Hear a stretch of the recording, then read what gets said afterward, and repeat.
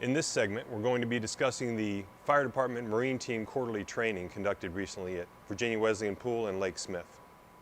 The Virginia Beach Fire Department Marine Team meets quarterly as a group to conduct ongoing training related to its mission. All right, we're going to have 3 stations where we're going to put into practice some of the things that we looked at in the pool today with the subsystem. At our most recent training, we focused on preparing for and taking our annual swim test, as well as introducing a new piece of equipment for water rescue. The basic minimum swim test for all Marine Team members consists of 4 elements: a 100-meter swim, an underwater swim of 25 feet, a surface dive to 10 feet to retrieve a 5-pound brick, and the ability to tread water for 5 minutes.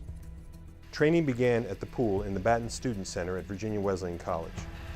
In the morning, team members worked on becoming more efficient in the water and developing their ability to more effectively pass the requirements of the test, as well as the skills necessary to bring new team members up to speed. The swim test was taken after lunch. Nice. Followed by an introduction to the SSBS, or Surface Supplied Breathing System. The SSBS consists of a first stage regulator attached to 2 50-foot-long whips, each with their own second stage regulator.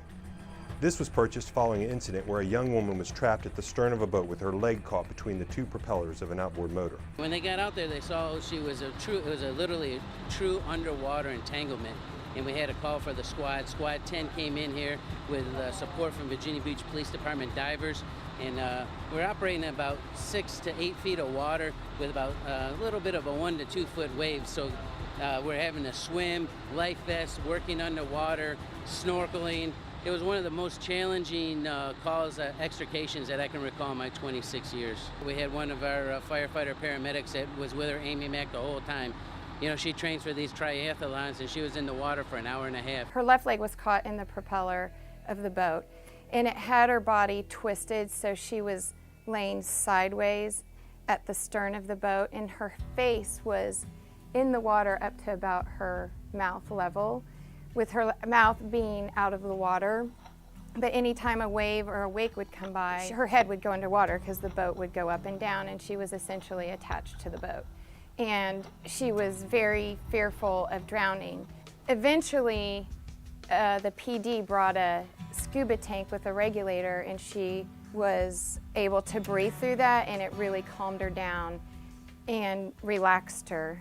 So with the new equipment we have, it would have really helped the situation because, first of all, it took quite a while into the call to actually get that scuba tank. We tried an ET tube, which was not helpful at all, and then essentially to sort of act like a straw. And then we had a snorkel, same thing, not helpful. She could not get the hang of it. And then the regulator obviously helped, but it took a long time to get there. So if we had access to it on the boat right away, she could have had that regulator in her mouth.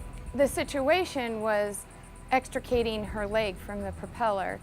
And to do that, you had to be underwater and to see the situation. And PD has scuba tanks, we do not. So the firefighters could have been able to go under the water for longer periods of time and assess the situation and work on extricating her leg. During the extended extrication, which required the dismantling of the outdrive, protecting the patient's airway as she bobbed up and down with the wave action was a primary concern. The SSBS allows us to provide the victim with a stable air source, as well as provide the rescuer with a source of air, if needed, in order to operate within the first 3 feet of the water column while extricating the patient.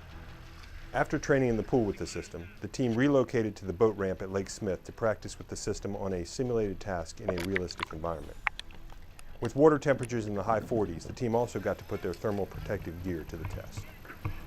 Thank you for watching. If you have any questions regarding what you've seen, or you're interested in any more information about the Marine Team, you can contact me at the information shown on the screen.